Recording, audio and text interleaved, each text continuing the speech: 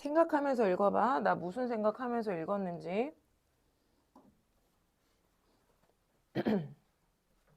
에이 모르겠다 하지 말고.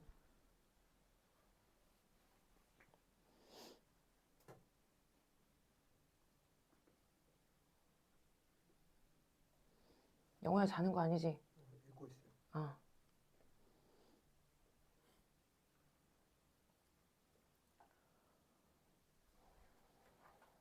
자, 읽는 건 다 읽었니 얘들아? 읽는 거. 다 못 읽었어요 손? 괜찮아? 읽기는 다 읽었어?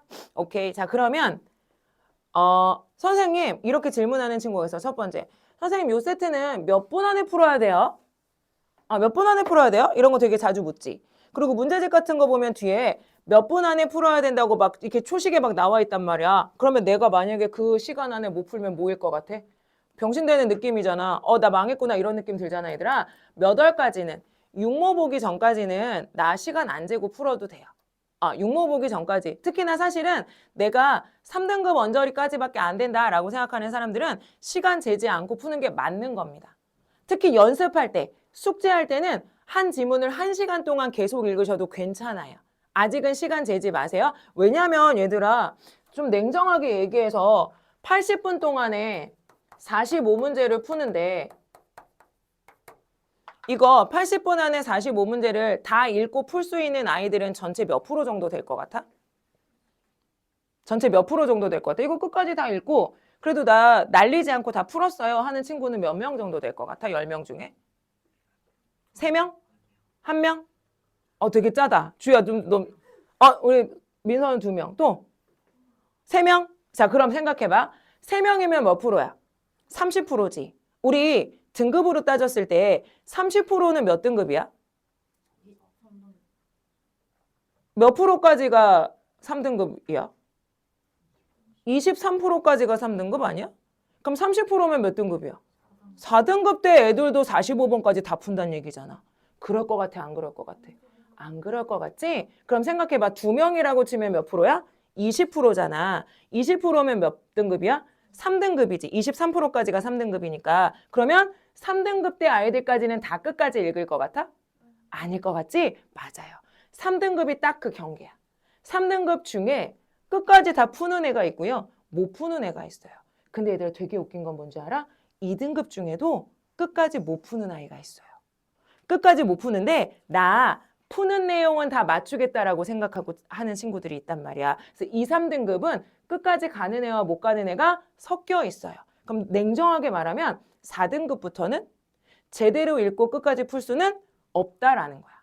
맞아? 그럼 너네 이거 생각해봐 얘들아. 선생님 저 1등급인데요. 뭐 이럴 수도 있지만 냉정하게 얘기해서 얘들아 우리가 시간 안에 이거를 지금 다 못 풀 수 있다는 건 인정해야 되는 사실이야. 그래서 지금 니네가 할 건 뭐냐면 피지컬을 좀 늘리는 거야. 근육을 늘리는 거.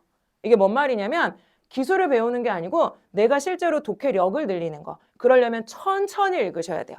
천천히 눌러가면서 읽으셔야 됩니다. 나랑 같이 한번 읽어볼 건데 내가 어떻게 읽었는지를 말씀을 드릴 테니까 앞으로 그렇게 조금 연습을 하면 좋겠어.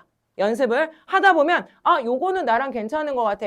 요거는 선생님은 했지만 나는 아닌 것 같아. 이런 게 있을 수 있거든. 그렇게 좀 가감하면서 가는 거야. 자, 1문단 가보자. 우선 우리가 어쨌든 결과적으로는 뭐 해야 되냐면 가라는 전체 글을 읽어야 돼. 근데 전체 글은 긴 거야 짧은 거야? 긴 거잖아. 근데 긴 글을 통으로 내 머리에 넣을 수는 당연히 없다는 뜻이지. 그럼 얘가 뭐로 나누어져 있으니? 문단으로 나누어져 있으니 우리는 어떻게 읽는 것이 맞다? 문단별로 읽는 것이 맞다. 문단별로 읽는다는 건 문단을 읽고 문단의 내용을 정리해가면서 읽는 걸 말하는 거야. 정리하면서 읽어야 된다. 근데 더 중요한 거. 그러면 문단은 통으로 읽어도 되느냐? 아니요. 지금은 문단을 어떻게 읽어야 돼요? 문장별로 나눠서 읽으셔야 됩니다. 그게 무슨 말이냐면 자, 1문단을 읽을 거야. 자, 첫 번째 문장만 읽어볼게요. 첫 번째 문장. 내가 이제 읽으라고 했을 때 니네가 읽을 거예요. 자, 법조문을 구성된 규범인 성문법의 의미를 파악하는 것을 법해석이라고 한다. 이게 1번 문장이지. 사실 1번 문장에 엄청 중요한 정보가 들어있지 않다고 생각할 수도 있는데 1번 문장을 읽을 때요. 자, 1번 문장 옆에다가 씁니다. 뭐라고 쓰시냐면 이렇게 쓰세요. 수식으로 정의하기. 이렇게 쓰세요. 수식으로 정의하기.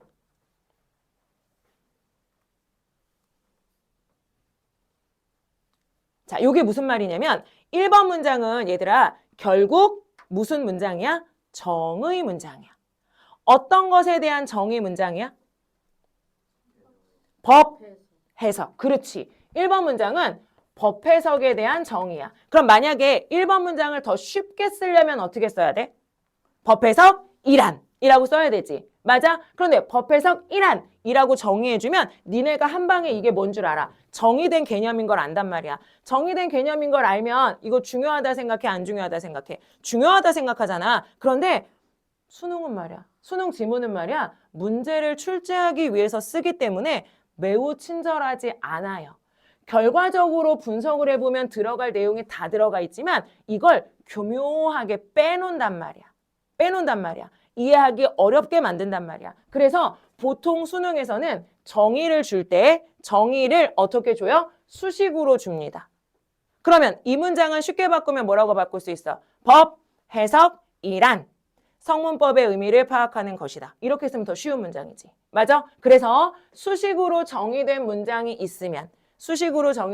있으면 니네가 이걸 머릿속으로 어떻게 하라고? 쉬운 문장으로 바꾸라고. 그래서 뭐라고? 법 해석이란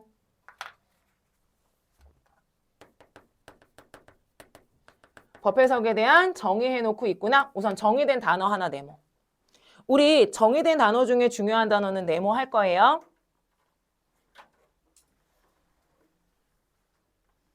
됐지? 그 다음 두 번째 문장. 법은 사회 구성원들에게 보편적으로 적용되는 규범이므로 성문법을 구성하는 단어나 문장은 그 일상적 의미에 충실하게 해석되어야 한다. 문장이 조금 길지 얘들아. 맞아? 문장이 조금 길지. 그런데 어디에 밑줄 하시냐면 규범 이므로의 밑줄. 자, 두 번째 문장에는요. 규범 이므로의 밑줄. 규범이기 때문에 이 말이잖아. 맞아요? 그러면 규범이기 때문에 이 말이 있으니까 요 앞에 말은 뭐가 되는 거고 여기는 뭐가 되는 거고 원인이나 이유가 되는 내용인 거고 이므로 뒤에는 뭐가 되는 거야? 그렇지. 결과가 되는 이 문장은 무슨 문장이었어요? 인과의 문장이었던 거지. 맞아? 그럼 니네가 이 정보와 이 정보를 모아는 것이 아니라 따로 놓는 것이 아니라 원인과 결과의 정보를 화살표 하나로 묶어두는 거야. 무슨 말이냐면 선생님은 그래서 규범이므로 밑에 뭘 붙여놨냐면 이렇게 화살표를 붙여놨어요. 화살표 방향은 어떤 방향이냐면 원인이나 이유에서 결과로 가는 방향으로 화살표를 붙여놓습니다.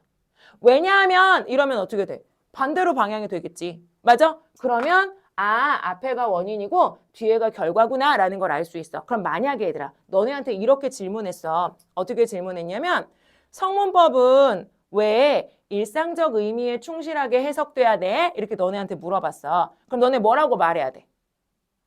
니네 생각 말고 뭐라고 말해야 돼? 지문에 뭐라고 나와 있어? 구성원들에게 보편적으로 적용되는 규범이기 때문에 보편적 규범이기 때문에 라고 말해야 정답인 거지. 맞아요? 그래서 이걸 어떻게?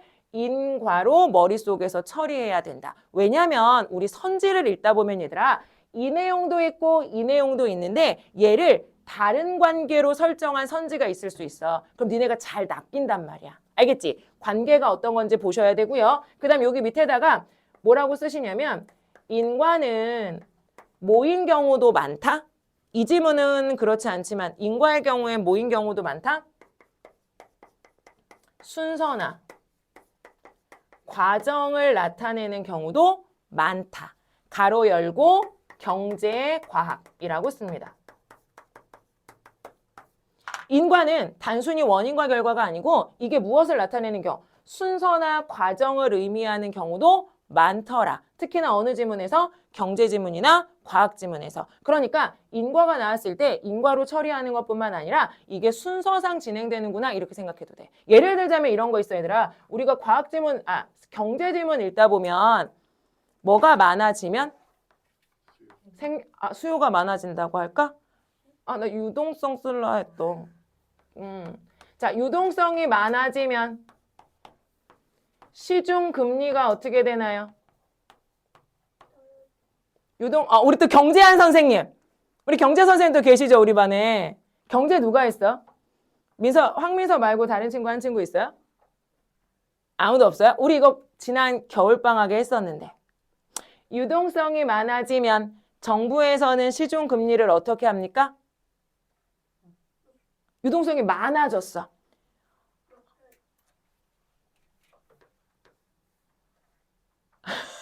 왜요? 왜 높인다 그랬어요? 질문.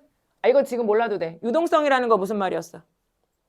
시중에 돈이 많이 풀렸어. 이거라 그랬잖아. 시중에 돈이 너무 많이 풀리면 얘들아 물가가 어떻게 되기 때문에? 그렇지.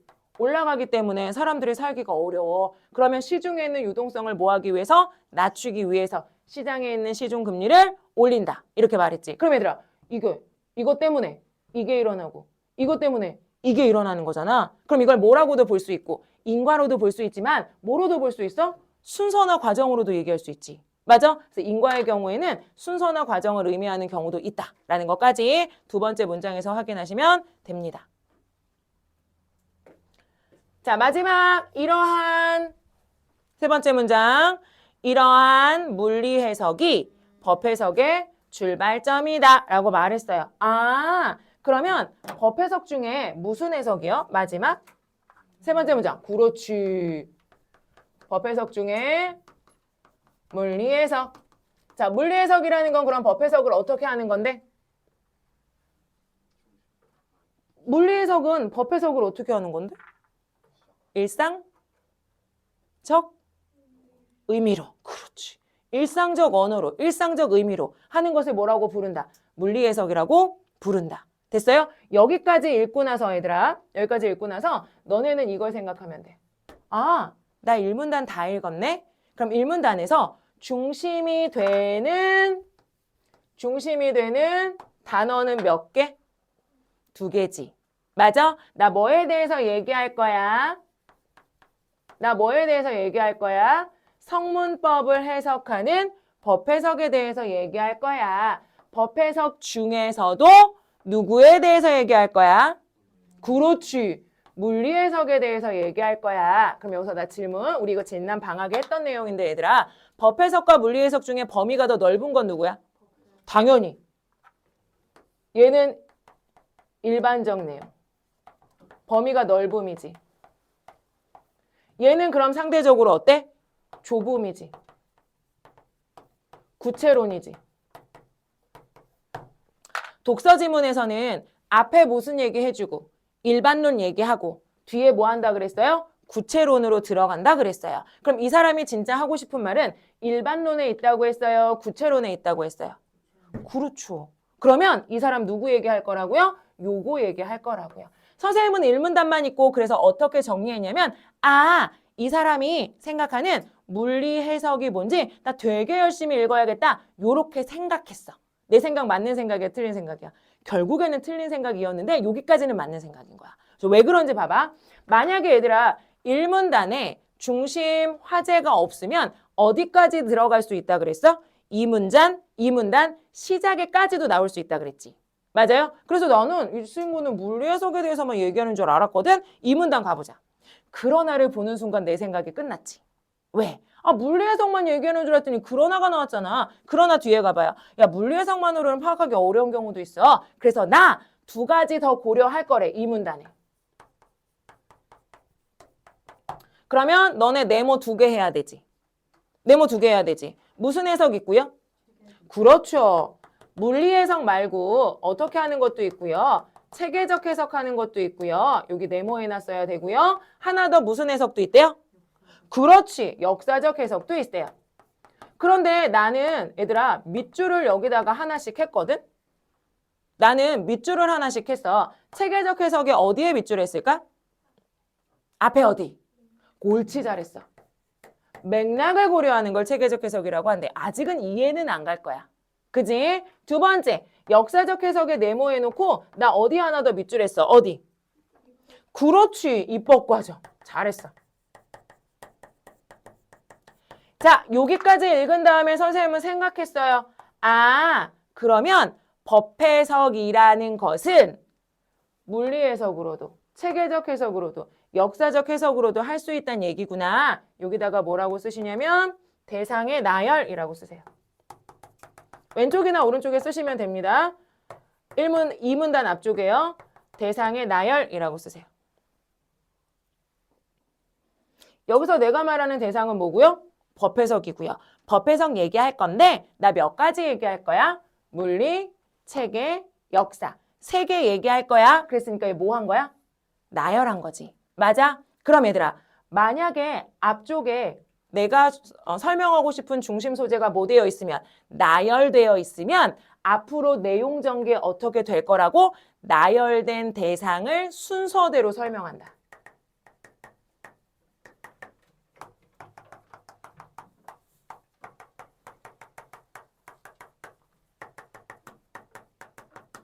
보통은 다 순서대로 설명돼요. 나열된 대상을 순서대로 설명한다. 그러면 앞에서 무슨 해석 먼저 얘기했어? 물리 해석 얘기했지. 그럼 이제부터는 뭐에 대해서 얘기할 거야? 체계적 해석. 그 다음은 뭐에 대해서 얘기할 거야? 역사적 해석. 이렇게 설명하겠지. 이래야 이 글이 어떤 글? 예쁜 글이라고 보는 거야. 왜요? 잘 생각해봐 얘들아. 야야야. 공부를 잘하는 방법에는 3가지가 있어. 1번 뭐, 2번 뭐, 3번 뭐 이렇게 얘기했어. 그리고 니네한테 1번까지만 얘기하고 끝났어. 어떤 강연? 잘 안 된 강연. 옳지 않은 강연. 바람직하지 않은 내용. 맞아? 내가 3가지 있어. 그럼 뭐 해야 돼? 3가지 얘기해줘야 돼. 10가지 있어. 그럼 뭐 해야 돼? 10가지 얘기해줘야 된다고. 얘 몇 가지 얘기하기로 했으니까 3가지 얘기하기로 했으니까 3가지가 순서대로 나오겠구나라고 생각하면 돼. 됐지? 근데 얘들아 너네 가번 지문 읽었잖아. 맞지? 선생님 생각 맞았어? 틀렸어? 내 생각 맞아요? 틀려요? 동영아 내 생각 맞아요? 틀려요? 아니 그 나열해서 얘네 다 설명해 줄 거라고 나는 생각했잖아 얘들아. 그 니네가 가번 지문을 읽었잖아. 내 생각 맞아요? 틀려요? 틀리다니까? 내 생각 왜 틀려요? 이 글은 어디까지만 설명했어요? 물리적 해석에만 설명했어요? 맞아요. 조금 이따 볼 건데 체계적 해석까지만 설명했어요. 그래서 만약에 이 지문이 얘들아 가번만 나와 있으면 수능으로는 잘못 쓴 지문인 거야. 근데 어디까지가 있어서? 나번이 있고요. 나번의 마지막 줄을 읽어봐 동영아. 나번의 마지막 줄. 그 입법 과정에서 거기. 뭐가 나와 있어 마지막에? 입법 과정. 질문. 입법 과정 무슨 해석? 역사적 해석. 나번 지문에 역사적 해석이 나와 있어서 괜찮은 글이었다는 거지. 알겠어? 이 글 가번에선 어디까지만 나와 있어요? 나는 역사적 해석까지 있을 거라고 생각하고 읽은 거야 우선. 괜찮아? 여기까지 할 수 있지.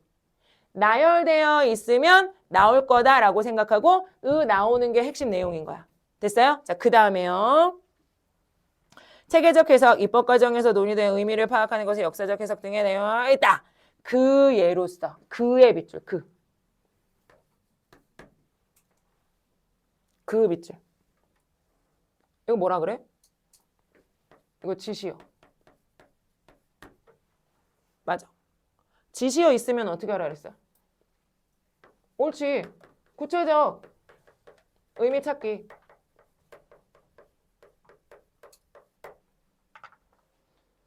그래서 우리 국어 독해는 뭐랑 되게 비슷해? 영어 독해랑 비슷해. 왜? 영어 독해에서 선생님 영어 또 못하니까 톰 앤드 메리 있잖아. 여기 메리 있잖아. 쭉 나가다가 여기 뭐 있어? 데이 있잖아. 그럼 데이 누군지 물어보잖아. 맞지? 그럼 니네 뭐 찾아야 돼? 톰하고 메리라는 거 찾아야 되잖아. 맞지? 맞지? 국어도 똑같아. 국어도 똑같아. 지문이 길어. 영어의 지문 길면 이거 하나 통으로 보니? 이거 통으로 봐요. 영어 지문 길면? 아 물론 그런 사람도 여기 있을 수 있겠죠. 하지만 대부분은 이거 어떻게 봐요? 잘라서 보잖아요. 똑같아요. 국어도. 똑같아요. 국어도. 알겠지? 그래서 지시어 나오면 뭐 하라고요? 의미 찾으라고요. 그가 뭔데요? 그 예로서 담보를 들 수 있다. 그랬어. 그럼 그 예 할 때 그는 뭐겠어? 선생님이 말하면 쓸 생각하지 말고 니네가 스스로 생각해봐. 그가 뭐겠어? 해석의 방법 3가지. 맞아? 해석의 방법 3가지. 무슨 해석? 물리 해석, 체계적 해석, 역사적 해석.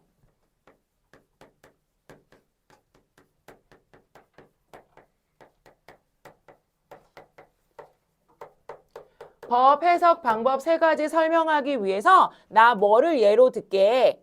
나 뭐를 예로 듣게? 담보를 예로 듣게. 맞지? 그럼 이제 너네 예측할 수 있어요. 첫 번째 뭐 나올 거야? 담보에 대한? 물리해석. 옳지, 옳지. 그럼 어디부터 어디까지가 물리해석이야? 어디부터? 이제부터 시작할 때 물리적 해석으로 시작해. 왜냐하면 봐봐. 담보를 들 수 있다라고 되어 있고요. 담보의 밑줄. 일상적 의미는 밑줄. 담보의 일상적 의미는 그래서 일상적 의미 밑줄. 자, 밑에다가 너네는 여기 일상적 의미 옆에다가 씁니다요. 뭐라고 쓰시냐면요. 같은 의미, 다른 표현 찾기. 같은 의미, 다른 표현. 이것도 우리 지난 겨울에 되게 강조했던 내용이었어, 얘들아. 이게 무슨 말이냐면 우리 영어 시간에도 그렇지만 영어 그 독해 지문도 그렇지만 국어 지문도 얘들아 똑같은 말을 계속 반복하지 않아요. 그죠? 얘를 자꾸 다른 말로 바꿉니다. 맞아요? 그럼 우리 일상적 의미 밑에 뭐라고 쓰면 좋을까? 일상적 의미 밑에 뭐라고 쓰면 좋을까? 그렇지. 물리해석. 맞아요? 일상적 의미 밑에 뭐라고 쓰면 좋을까? 물리적 해석, 물리해석. 어디까지가 물리해석입니까? 그렇지. 하지만 앞까지. 맞아? 하지만 앞까지. 그러니까 이거 무슨 말이냐면 얘들아, 너네 집에서 왜 이렇게 뭐라 그러지? 쿠쿠 압력밥솥 이런 거 보면 뒤에 무슨 KC 인증, 뭐 KS 인증 이렇게 딱지 붙어 있는 거 본 적 있어요? 그게 보증이란 담보라는 의미라는 거야. 이 지문에서 뭐라 그랬냐면 읽어볼게요. 맡아서 보증함이라는 의미로 쓰이는데 구조물의 안전을 담보하기 위한 검사를 예로 들 수 있다 이렇게 나왔잖아. 그래서 어떤 물건 같은 데 보면 요거 나 검사했어요 라는 의미로 붙어있는 KC 인증 마크 이런 거 우리가 담보라고 부른다는 거야. 일상적으로는. 뭐라고? 물리적 해석으로는. 맞지? 자, 그 다음 가보자. 그럼 이제 몇 번째 문단? 세 번째 문단으로 넘어갑니다. 세 번째 문단에 앞부분 문장, 앞문장까지만 선생님이랑 다 같이 읽을 거고 뒷문장은 니네가 다시 읽을 거예요. 볼게요. 담보는 유상계약의 맥락에서라는 말이 있어. 자, 3문단. 무엇을? 나 담보 내무. 담보를. 무슨 맥락? 옳지. 유상계약의 맥락에서 라고 얘기했지. 여기 무슨 말 들어가? 그렇지. 그러니까 나 무슨 해석하겠다는 거야? 그렇지. 체계적 해석하겠다는 거야. 얘들아 미리 보고 가자. 4문단 내려가 봐요. 4문단 내려가 보세요. 4문단 시작 어떻게 되어 있어요? 담보를 4문단 시작. 무슨 맥락에서? 그렇지. 그러면 누구? 담보를 채권이라는 맥락에서. 그럼 이것도 무슨 해석? 그렇지. 그래서 담보를 바라보는 무엇에 따라서? 맥락에 따라서 의미가 그렇지. 달라진다. 담보는 똑같은 줄 알았는데 맥락에 따라서 의미가 달라짐을 보여주는 게 세 번째 문단과 네 번째 문단이에요. 그래서 어디까지만 나온다고? 체계적 해석까지만 나온다고. 괜찮아? 자, 이제 너네가 할 일이 있어. 너네가 다시 할 일이 있어요. 3문단을 읽으면서 선생님이 지난 방학에 법지문 하면서 요런 얘기를 한 적이 있었어요. 이거 잠깐 지울게. 요런 얘기를 한 적이 있었어요. 얘들아, 법지문은 니네가 꼭 주목해야 되는 요소가 있어. 법지문 읽을 때 중심 요소가 있어. 이렇게 얘기한 적이 있었거든. 자, 1번이 뭐냐면 주체 확인이야. 주체. 아, 잠깐만. 이거 빨간색이 아니네. 이거 빨간색입니다. 첫 번째는 뭐냐면 주체와 상황 확인이에요. 법지문에 중심 요소가 있어요. 이게 뭐냐면 주체와 상황 확인이에요. 예를 들면 누가 무엇일 때 이 말이야. 선생님이 바람 피웠을 때 헐. 얘가 무엇일 때 요거 있잖아. 주체와 상황을 잘 구분해서 읽어야 돼. 이게 우선 첫 번째 핵심이야. 알겠지? 이렇게 하다 보면 뭐가 생겨요? 똑같은 주체인데 뭐가 달라져서 상황이 달라져서 뭔가 다른 내용이 보여. 그래서 여기 가로 열고 뭐라고? 경우를 구분하자. 이렇게 얘기했었지. A라는 상황에선 어떤 일이 벌어지고 B라는 상황에선 어떤 일이 벌어지는지 경우를 구분하자. 누가 어떤 상황을 겪고 있는지. 자, 두 번째는요.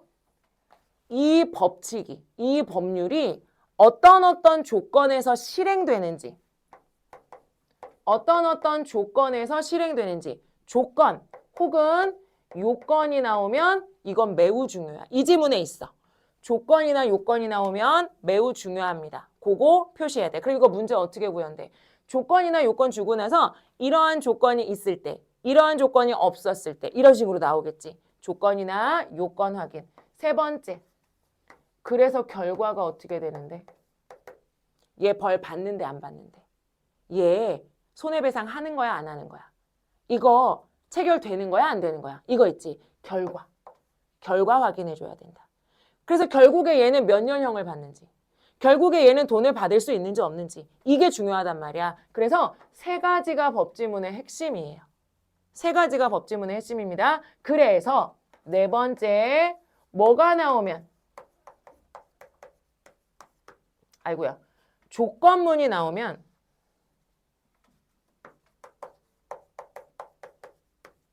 중요하다.